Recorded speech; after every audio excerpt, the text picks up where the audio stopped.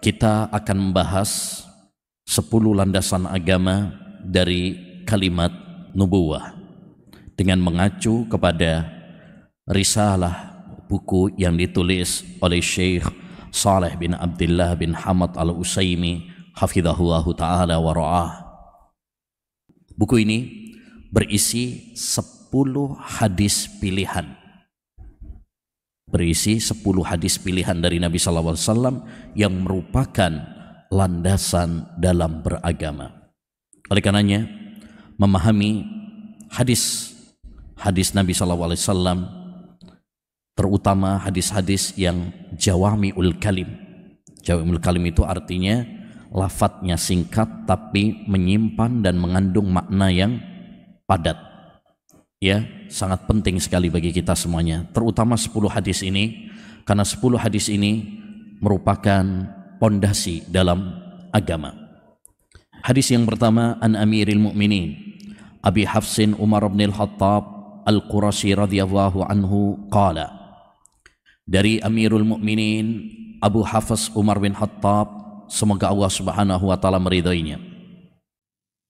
Sami'tu Rasulullah SAW yaqul, saya mendengar Rasulullah SAW bersabda, innamal a'malu binniyat, sesungguhnya setiap amalan tergantung kepada niatnya.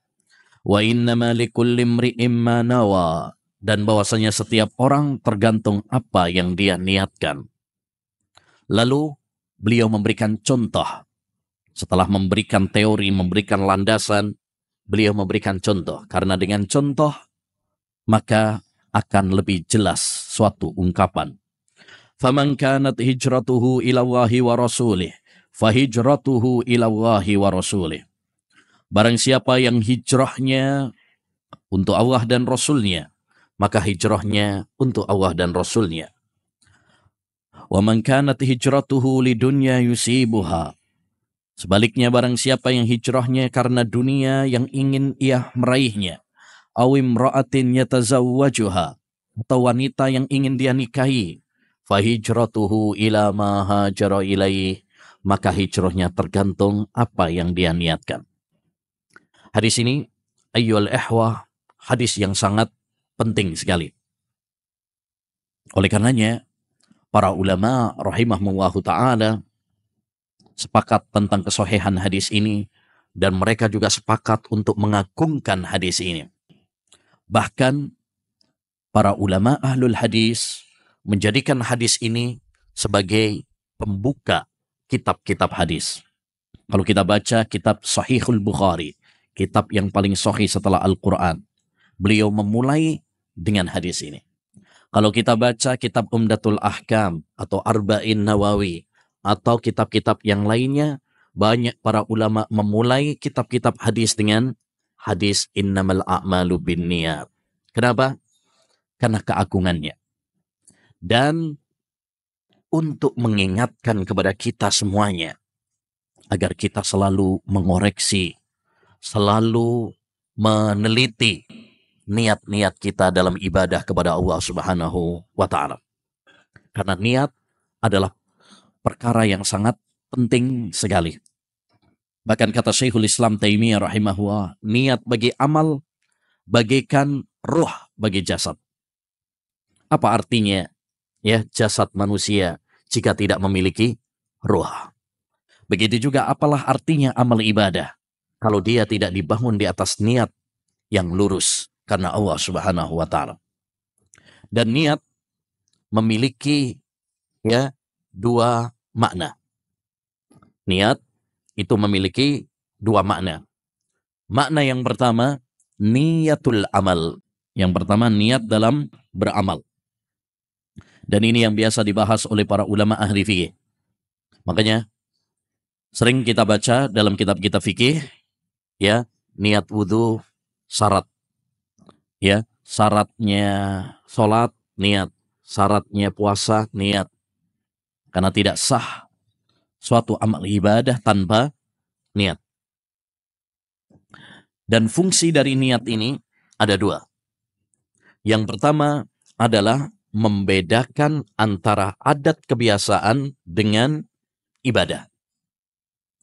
Ada orang misalkan dia berwudu, Bisa jadi ibadah, bisa jadi tidak.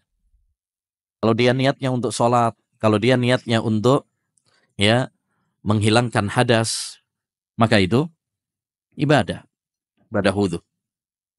Tapi kalau dia niatnya cuma seger-seger aja, untuk cuci muka, nggak ada niat untuk sholat, nggak ada niat untuk menghilangkan hadas, apakah itu ibadah? Tidak. Apa yang membedakan? Niat. Baik.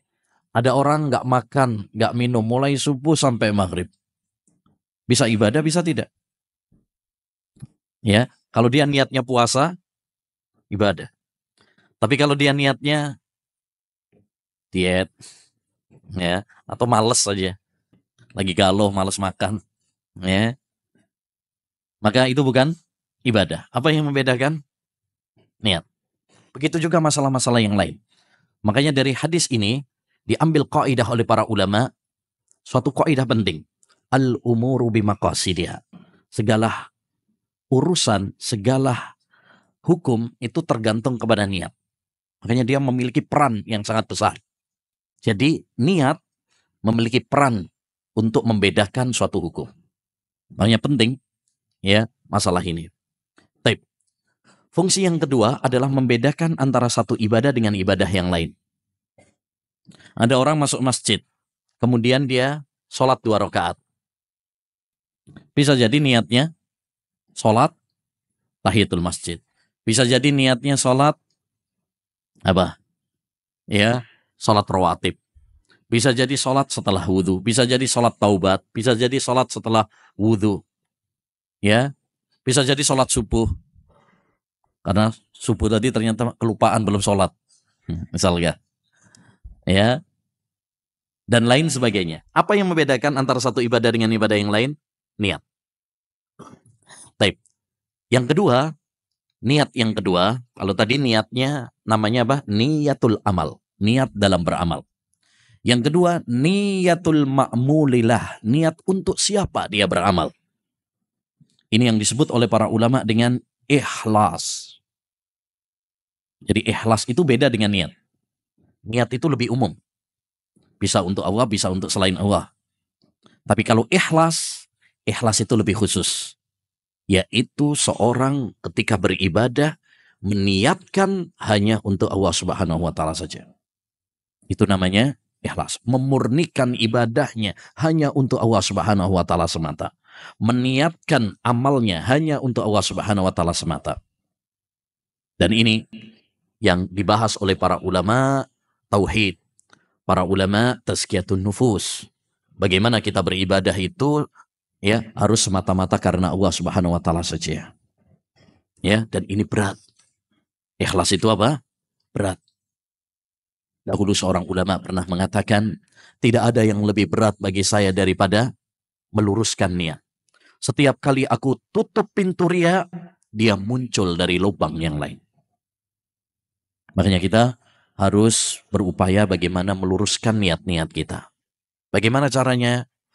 Ya, banyak doa kepada Allah supaya kita diberi keikhlasan.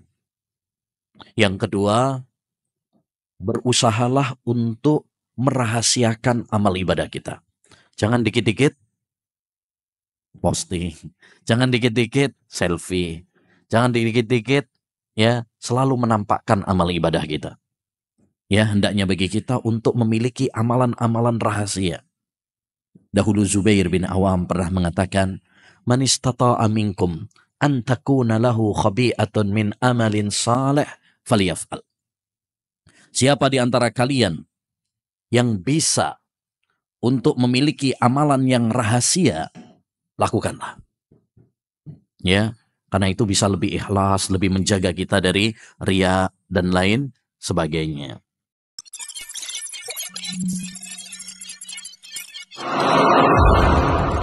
Menebar dakwah, meraih surga.